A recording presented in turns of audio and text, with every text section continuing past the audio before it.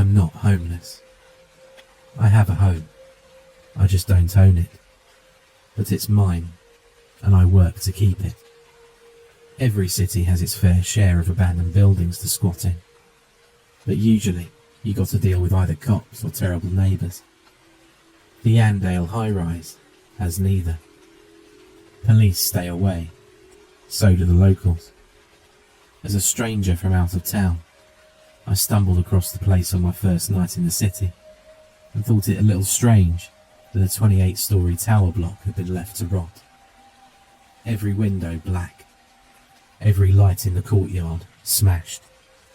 No cars in the lot. No booth for a guard. Not even barbed wire on the fence. Barely half a mile from a playground filled with shouting drunken teenagers, but none of them strayed in the direction of Andale. No fires or music or bottles hurtling through the air. It was silent. Inside, I found that the lobby had been torn to hell. Double doors ripped open and left that way for what looked like years. Easy access for the curious, but I was the only one there. Most of the first story had collapsed. Waterlogged ceiling tiles turned to mulch by awful British weather. I know water is invasive, but it had practically colonised the place so bad, algae was growing up the walls. Even the elevator shaft was flooded. My own reflection looking back at me as I peered through brackish water and caught a glimpse of the old rusted carriage just a few feet below. I couldn't help but think about standing on top of it, waist high, and reaching down to pull open the emergency hatch. Only natural to wonder what was down there. Little metal box soaking in pitch black water for years and years. I thought about pressing the button, calling it up and seeing the elevator rise in spite of all logic. An image I still think of from time to time. Meanwhile, the empty shaft loomed above, cables whistling in the wind. I've learned not to linger by it. If you look up, you'll sometimes see something ducking out of the way, pulling its head through the doors before you get a good look. It finds it awfully funny, even tries to make a game out of it, like peekaboo. Play too much though, and it starts to pop up elsewhere. Any open door becomes an invitation. Sent more than a few people running for their lives in the middle of the night. But bad news for them. That thing is more than free to leave this place, if it's part of a game. If you ask about Andale, most people just shrug or laugh. Kids will talk about it same way they talk about any haunted house. Difference is, no one dares anyone to go up there. No one uses it to get high. No one hides their stashes there. It has all the hallmarks of your classic urban legend, only people actually stay away. They'll laugh and joke and tell scary stories, but they treat the soil it's on like it houses a radioactive leak. And the council, I'm surprised they haven't knocked it down, but they, out of everyone in the city, have the most to lose by talking about it. They built it in the mid-50s as government housing. Only a lot of the young mothers who moved in there found their children's health taking a turn for the worse. Started with newborns. Babies that wouldn't wake after a peaceful night's sleep. The kind of deaths that got written off as either negligence or abuse. Screaming teenage girls hauled off to prison, on the words of doctors who didn't give a damn. It's always the mother's fault in some people's eyes, and these girls had no one to stand up for them. 2 in the first year, 4 in the next, and they kept on coming for every year until it closed. It wasn't until 1982 that someone traced the source of deaths to tainted water storage on the roof. Toxic metals leaching into the supply. Not enough to kill an adult, but bad news for anyone with weak immune systems. 38 women had been imprisoned by then. Not all of the deaths were from the water. Andale has a way of being bad for any child's health, no matter the circumstance. Many toddlers were lost when they found their parents' stash. little bodies racked with agonising fits as their panicked mothers screamed for help. One tripped down the elevator shaft because the door opened as if the carriage was right there. And those are the ones who were found. Plenty more went missing, written off as runaways. In the end, Andale's reputation as a cursed place got so bad, the only way out was to shut the whole thing down. Board it up, erase it from the records, pretend it never happened, and just forget. But Andale kept on killing, even after the doors were officially shut. If anything, it's only got nastier. Talked to one cop who told me he found a guy dead from sepsis on the 6th floor, a couple of years after the place was shut down. No one could believe it. They reckon this guy scratched himself on a nail and caught gangrene like it was the 1800s. Never went to the hospital. Just laid there and died slowly and painfully as the infection spread. But not before he took every last bit of furniture in the room and shoved it against the door. Strange enough on its own, but it was the flag he'd made out of his own clothes that freaked everyone out. He'd scrawled "help" on it, like he wanted to get someone's attention down below, even though the lock was on his side. He could have left any time he wanted. Cop I spoke to said he was there when he kicked the door down. Still remembers the look in the dead man's eyes. He was glaring at the door 2 days after he'd passed, white-knuckled fists gripping a blanket that smelled sickly sweet from all that infection. There were others too.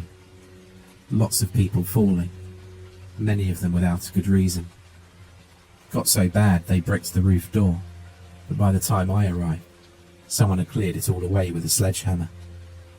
I still don't hang out up there. Not after I first went up and saw pale fingers gripping the ledge, like someone was hanging off it and holding on for dear life. I reckon a lot of people see something like that and think a person needs their help. They go rushing over to offer a hand. But when I saw it, something about those grimy nails set alarm bells off in my head. Fingers looked all wrong. So I took my coat off and used a broom handle to move it closer to the ledge. Sure enough, those ugly hands snatched at the coat and ripped it out of my hands, sending it hurtling to the parking lot below. I've thought about taking a closer look from time to time, but I got a thing about heights. I could never bring myself to investigate it much further. You'd think I'd leave, but it's my home. I own it as much as it owns me. People even refer to me as the caretaker now, like they forgot I wasn't always here. Police treat me the same. Can you believe that? Any reports of a break-in, and they call me on my number to go take a look. Like I'm some sort of official.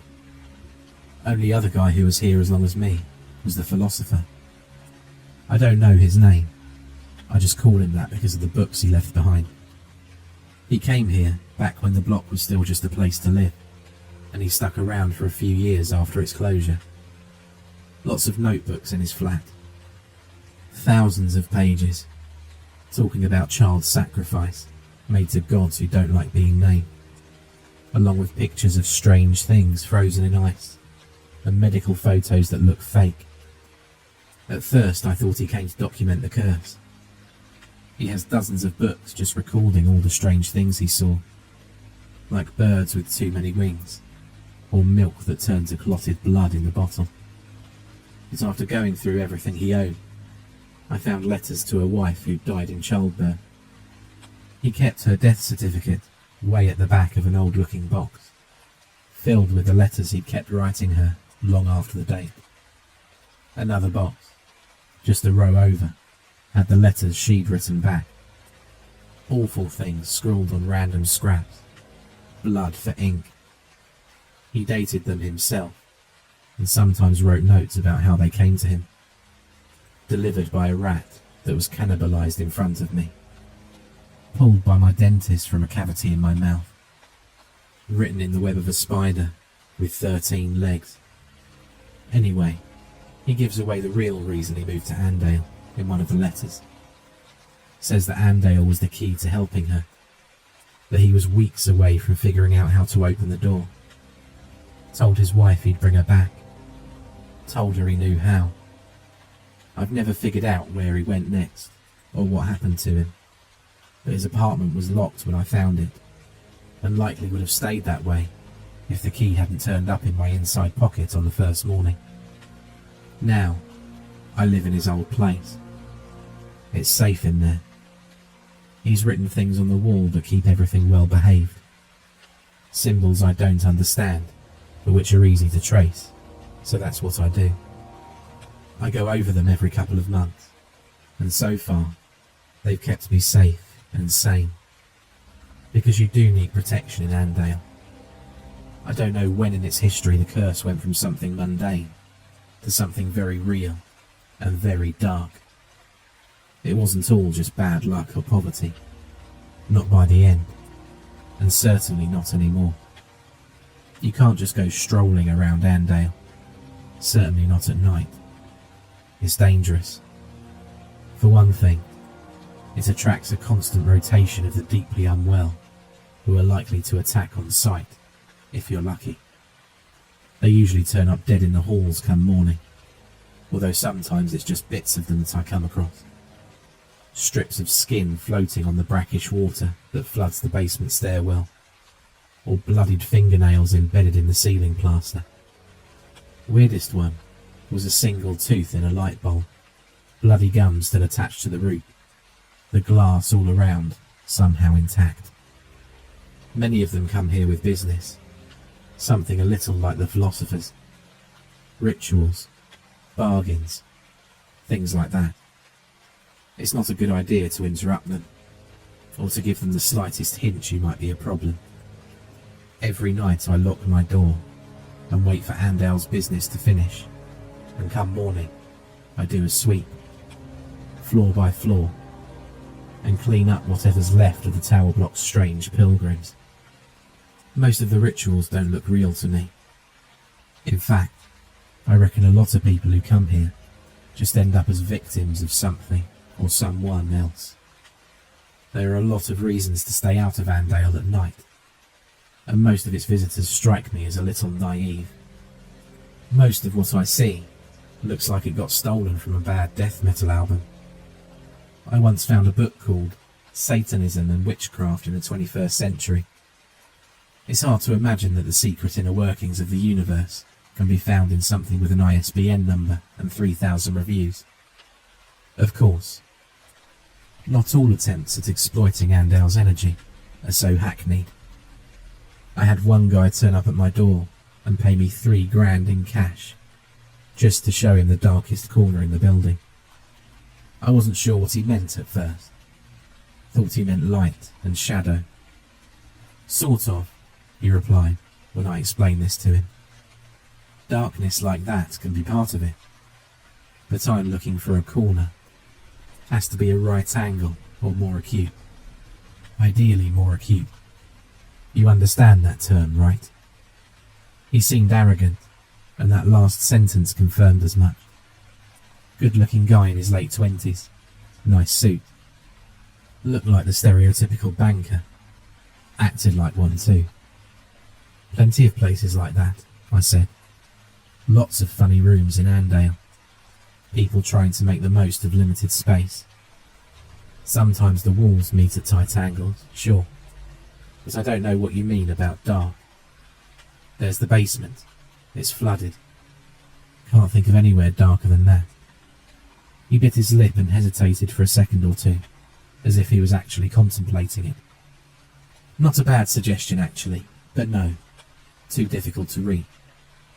And I don't just mean dark as in the absence of light. I mean dark like under the bed. Dark like that one chip in the wall that leads to a hollow space between the bricks. And as a child you can't help but wonder what lives there.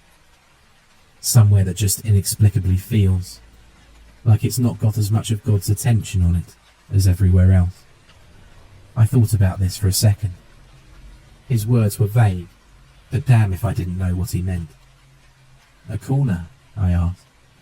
Has to be an acute corner. He nodded. "I think I know the place," I said, and he smiled like a real creep. I took him to a flat on the 8th floor. It was run down like everywhere else, but there was still enough of its old furniture lying around. You can pull open random drawers in there and still see the cutlery people once used. There's even an old analog TV on an old stand. You can perch on what's left of the sofa and stare at the TV and get the feeling you knew the people who lived there once. Run your thumb over the dials on the toaster, the handle of the fridge, or the yellowing plastic of a light switch, and feel an aching loss that creeps up on you out of nowhere. Look up, and you'll see that the light fixture has been torn out of the ceiling, like someone had tried swinging from it. Not a big place, by the way. 3 rooms.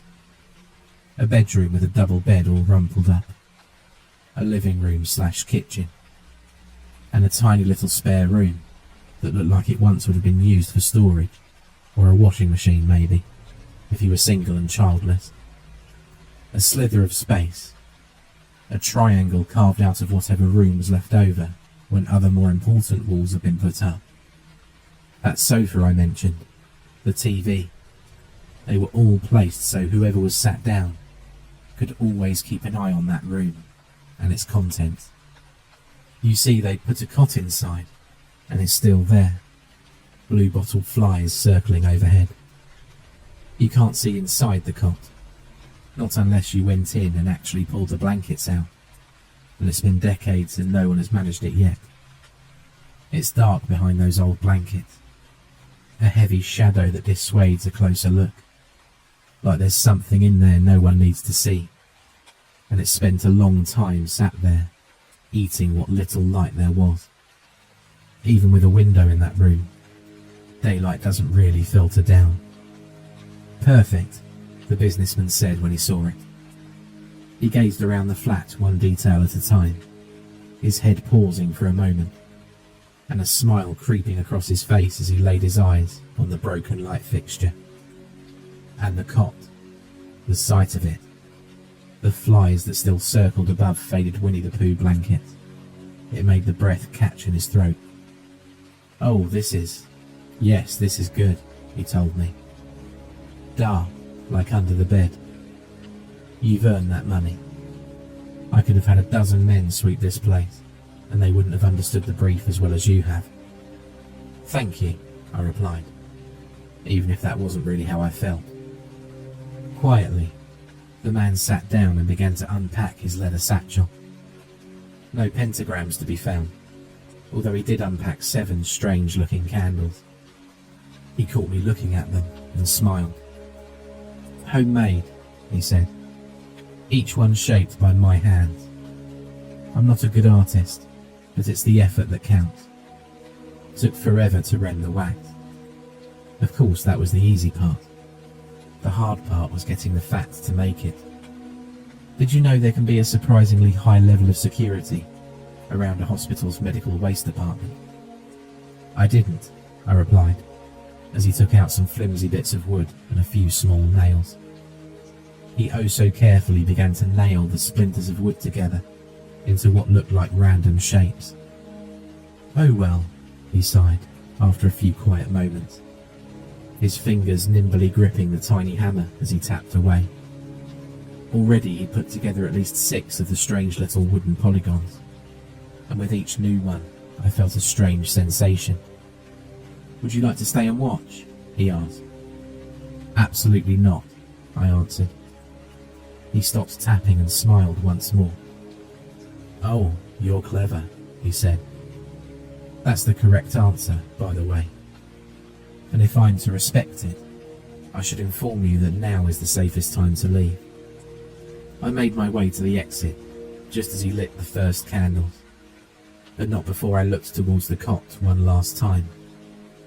I was surprised to see a hollow blackness that extended beyond the doorway, like a curtain had been draped across it, only there was a depth to it that drew the eye.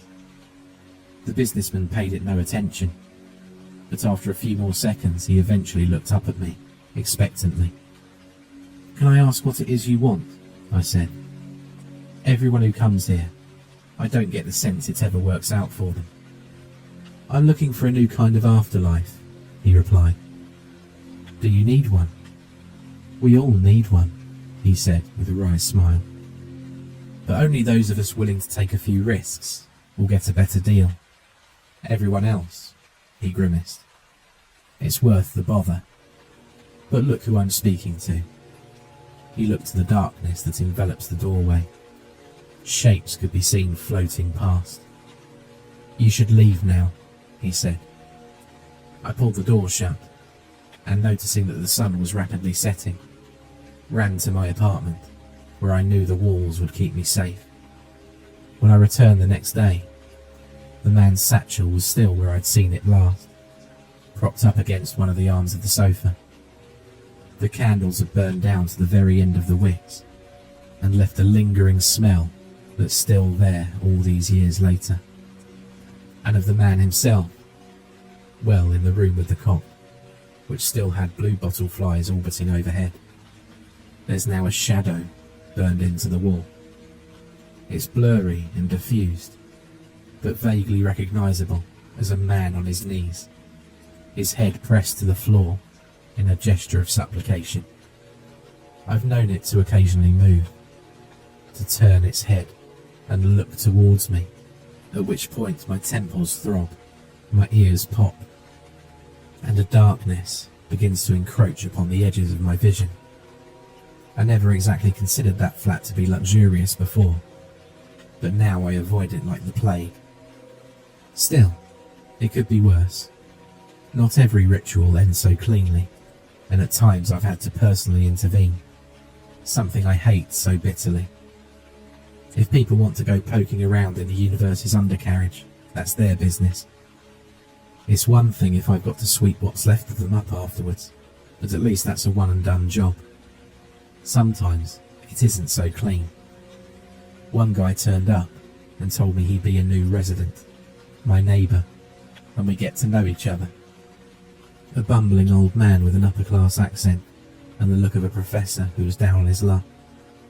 He set up in the room next to mine, and no matter how little I spoke to him, he never really got the hint and kept trying to act like a good friend.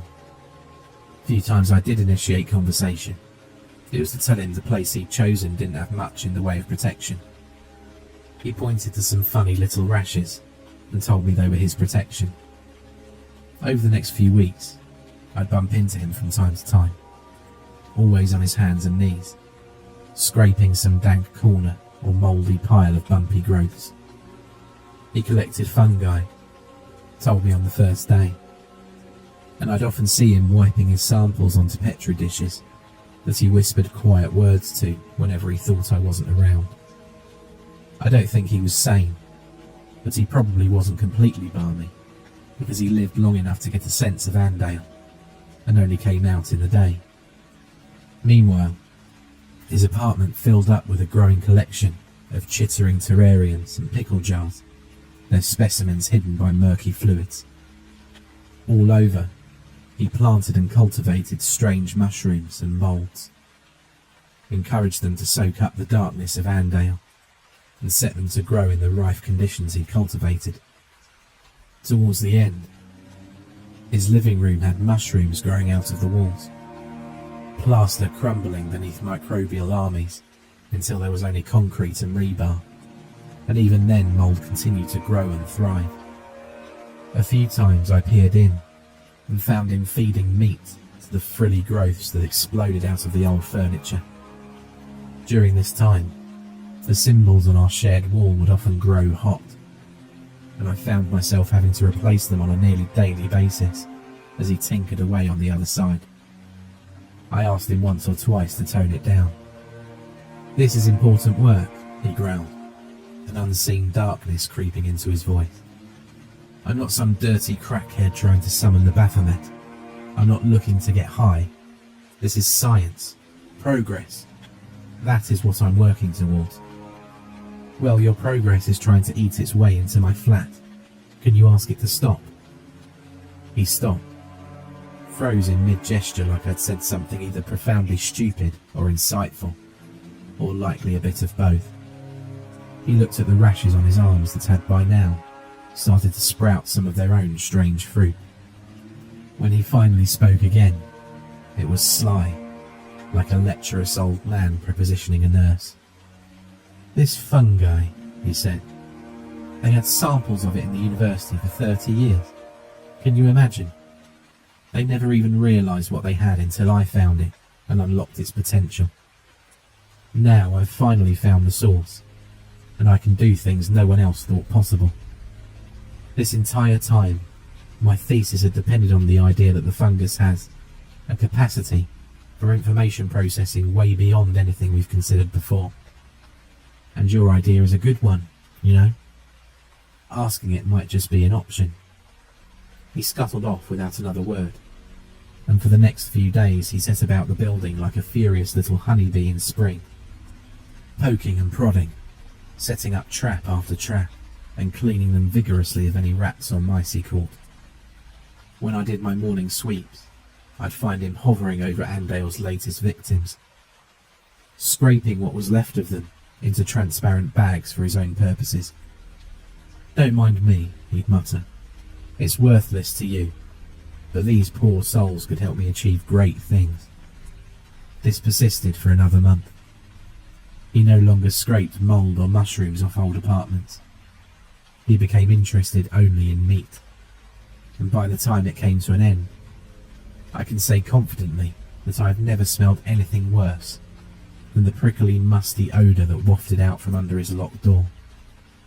It became so bad that I began to wonder if I might have to ask for police help and have him removed, when finally he simply disappeared from Andale's halls. One morning he was there, annoyingly shooing me out of the way as he lowered jars into the flooded basement, and then the next he was gone, and Andale's halls were silent once more. But that didn't mean he had moved out. Far from it, actually. It took 2 days before I decided to just go ahead and break his door down. I kicked at it with a short, sharp blow, only to find my leg immediately disappeared through wood that had the texture of sodden cardboard. I freed my foot and tried a different tactic, grabbing the handle and pulling so hard it simply popped right out of the rancid wooden frame. Free to move, the door swung open with an eerie creak, and fetid air, hot and damp, blew out of the room. Inside, I found that the man's specimens had gone wild. Terrariums had shattered, their contents spilling outwards. Frogs as large as footballs glared at me from behind furry fronds, and insects with human eyes scuttled away before the amphibians could snatch them up. In one corner, rats had built a hive out of old cardboard, their backs covered with fungal growths that resembled human fingers and other appendages. In another corner, something that looked a little like a black rubber sheet slapped furiously at passing vermin, and it took me a few seconds to realise it was a slime mould. When it finally caught something, it dragged the strange creature squealing into the dark corner where it grew, and constricted around its meal like a fist. I stared at it horrified, until one by one, black orbs unveiled itself from within the strange mass, and I realised it had eyes to stare right back at me. It was a cacophony of god-awful terror, so gripping it kept me from hearing the muffled noise of a human struggling to speak. Eventually it did reach my ears, and I used my torch to light up the far wall without actually having to step inside it. I found the scientist half grown into the wall. Algae and moss coated him head to toe, so that he was no longer recognisable, but I had to assume it could be no one else. Wide eyes glared at me with terror and pain as nasty little critters nibbled away at what was left of his shins. Meanwhile, strange tendrils probed at his ears and head, never resting for a moment. He kept trying to speak, but the algal growths kept driving their way into his mouth, until one by one, they pushed too far, and something snapped. His eyes went wider still, His squeals became hysterical, and his jaw slowly slid further down his chest until it hit the floor with a sodden thump. "Finally made contact?" I asked. An awful idea if I've ever heard one. What would a mushroom have to say even in the best of circumstances, let alone one that was grown in the ruins of Andale? I can only assume you never got around to telling it to stay off my wall, did you? No, you probably had your own reason, and that's what took priority. That made me wonder what it was he'd asked for. As the thought entered my head, I took a quick look around and tried to see if anything particular stood out to me. Something was growing on the sofa that looked strangely human-shaped. It might have been my imagination, but in the dark, it seemed to turn towards me. Meanwhile, the scientist continued to shiver in agony, his eyes focused on me and begging for help. "I'll see what I can do," I said, before slamming the door. Something about that strange pile on the sofa had deeply unsettled me. I put the word out, asked for a gun, but got a crossbow instead a few days later. A nervous-looking 16-year-old boy ferried it to my door. I was surprised he'd entered the building, but who knows who'd ordered him to do so. I've acquired a strange sort of respect amongst the locals, and it comes in handy. This boy looked like he would have stamped on my head and robbed me blind any other day, but when he spoke to me, he did so with more respect than I ever imagined I deserved. I thanked him, took the crossbow, spent an afternoon practicing with it, and then used it to kill the scientist the next morning. Took a few hits, but in the end, one thumped into his forehead and shut down his whimpered moans. I didn't see anything on the sofa this time, at least not anything human-shaped, which I was thankful for. After that, it was a simple case of calling the police, and beginning a long chain of events that ended with half a dozen men in hazmat suits, spraying the room with noxious chemicals. For a while there, I'd been worried that they'd find a corpse and ask questions, but by the time anyone actually entered the room, there was nothing left of the scientist, save a splotch on the floor. I never did figure out exactly what he was after, although it's not uncommon for my morning sweep to turn up a body, or part of, covered in fungal growths. And I've been known to occasionally catch glimpses of a strange person lowering themselves into the floodwater of the elevator shaft. Of course, I might just be making connections that aren't really there. All sorts of things live in that water. The entire level is flooded, and if something was down there, it'd have free reign over quite a large space. It's a strange world down there. I should know, on account of one visitor who gave me a very bad time. I'll call him the fisherman, since he came to Andale because of the flooded basement. Saw a photo that had been circulating around for a while now, if you know where to look. God knows who took it and how, but it shows the flooded stairwell leading to the basement, and beneath the brackish surface is a hand that's all out of proportion. Fingers splayed with perfect symmetry like a starfish. It's reaching up out of the depths and resting gently on the third step below the water. When I first met him, he was sitting happily with his feet over the edge of the flooded shaft, water up to his knees, with a rod and line set up beside him. It was quite a surprise at first, seeing him there with a little fly fishing hat. A chubby but healthy looking man in his 40s, with an egg mayo sandwich in one hand and a phone playing games in the other. I called out to him as I approached, because in my experience, startling someone in Andale is bad for your health, no matter how sane the visitor appears. He looked up when I called his attention and smiled amiably. "Hello," he waved with his sandwich. "You're the caretaker?" "Yes, I am," I answered. "And you are?" "Just a tourist," he smiled. "Care to join me?" The sun had only risen moments ago. "You weren't here when it was dark, were you?" I asked with more than a little suspicion. "Oh no, you've only just caught me. Been here barely 10 minutes before you showed up. I was told you'd be willing to help, in exchange for a small fee. What sort of help? I asked.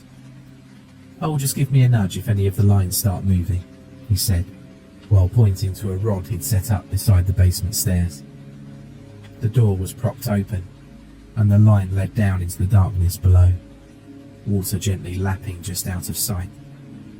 Another line had been set up in a corner of the lobby, where the floor had been torn away, revealing a hole straight down into the basement. I can't keep an eye on them all at once, you see. I have bells ready, but, well, 2 heads are better than 1. What is it exactly you're hoping to catch down there? I asked. Are you familiar with the primordial ocean? He said. The abyssal waters that God split into light and dark, all that. It's not a physical location per se, but it does connect to certain bodies of water, depending on the time and place. Last recorded manifestation was in a glass of old whiskey underneath a forgotten bar in Mexico City. Some poor fellow knocked it over and didn't notice until the following day, when half the bar was suddenly underwater. Quickly rectified, but some of the things swimming in that water were something else, and all from the bottom of a glass no wider than my wrist. Imagine what we can do with this, he said, while gesturing at water by his feet. You think there could be fish alive down there? I asked. At least, he replied. I'd be willing to pay for any reliable information, of course. Do you have any idea what might be down there? Not really, I shrugged, but I'd guess it wants to be left alone. Yes, you might be right there, he said, while looking at his other rods. I didn't exactly put down any old lure, you know. He reached into his pocket and took out a strange tuft of fur and ivory, holding it up for me to squint at. A tooth from a man who drowned in the sea. A drone collected it off a shipwreck near the Norwegian coast. The fur is actually red algae that was found growing on his bones. I have plenty of these, and, well, other things that might appeal to what's on the other side. My research was thorough and expensive. Come on, take a seat. Flat fee, 1,000.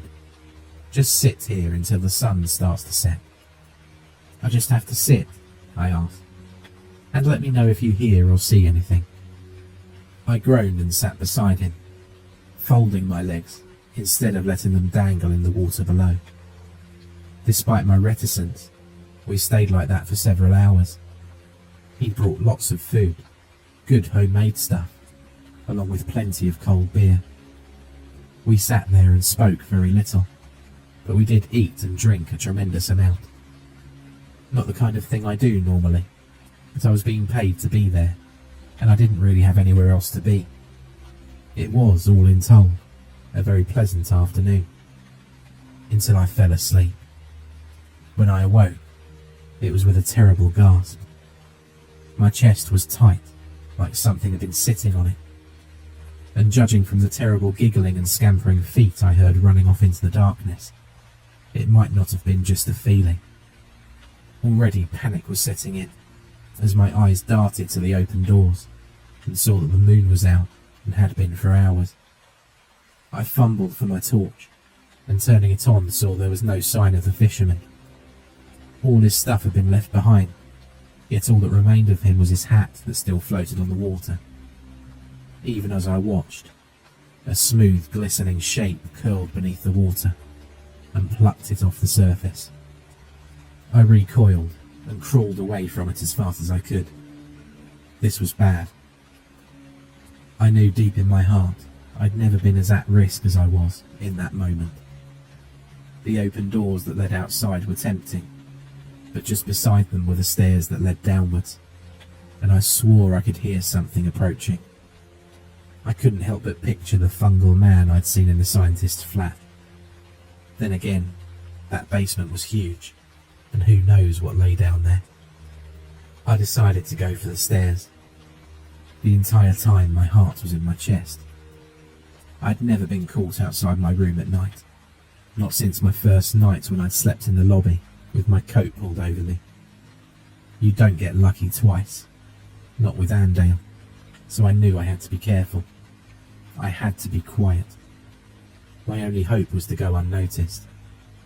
I took to stealth, climbing each floor in perfect silence, hiding in well-known spots at the slightest hint of footsteps, human or otherwise. Andale comes alive at night. Whispered mutterings from strange children who descend from air vents, living there for God knows how long. Other times I saw apparitions, including one, a toddler, the sight of whom made my stomach growl with an insatiable hunger that hurt just to contemplate. She stared at me with pleading eyes as I slunk away from her open door.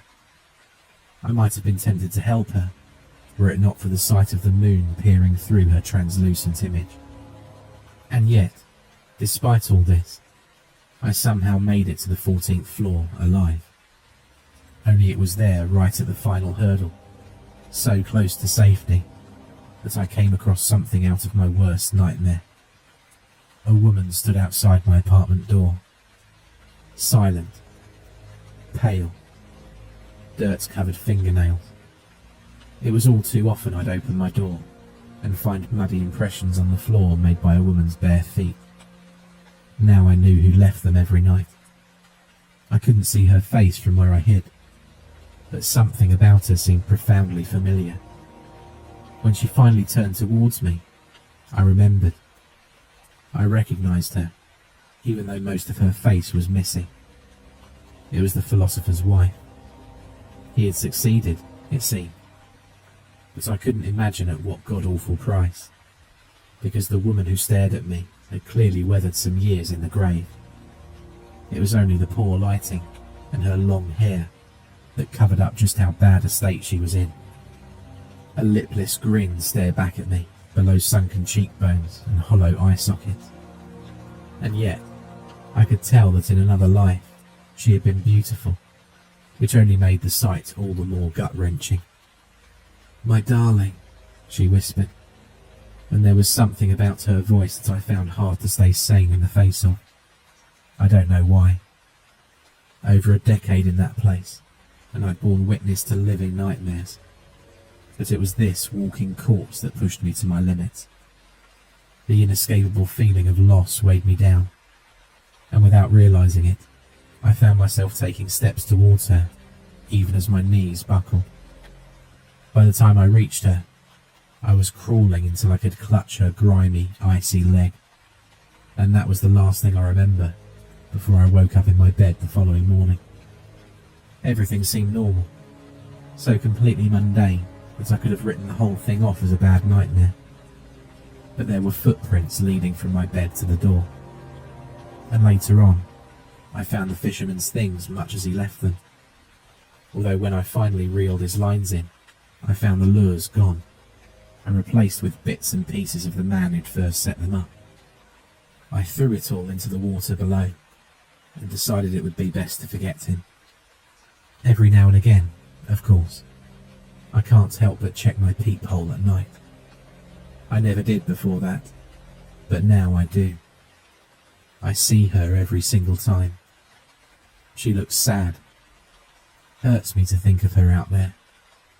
It ought to be terrifying, but it's more like someone's ripped out my stomach in half and let all my insides fall out the bottom. Each time I see her, I wonder what exactly was it he did to bring her back. He leaves only one hint. A final letter, I think. It's not like he dated them. In it, he says he would give everything to have her in his arms once more. Not only his life, but everything he's already lived. Every sunset, every good dream, every nightmare, every victory, every loss, every little memory that makes him who he is. He'd give it all just to save her. Sometimes I wonder about him, figuring we'd probably be about the same age. I'd like to think back and imagine what it would have been like for the two of us to meet as young men. But for some reason, whenever I try to remember what my life was like before I came to this city, before I woke up with that coat pulled over me, well, I don't know. It's just hard, that's all. It's almost like there's nothing there. Like something reached in and took all the years away. I guess it's just one of those things I'm better off not dwelling on.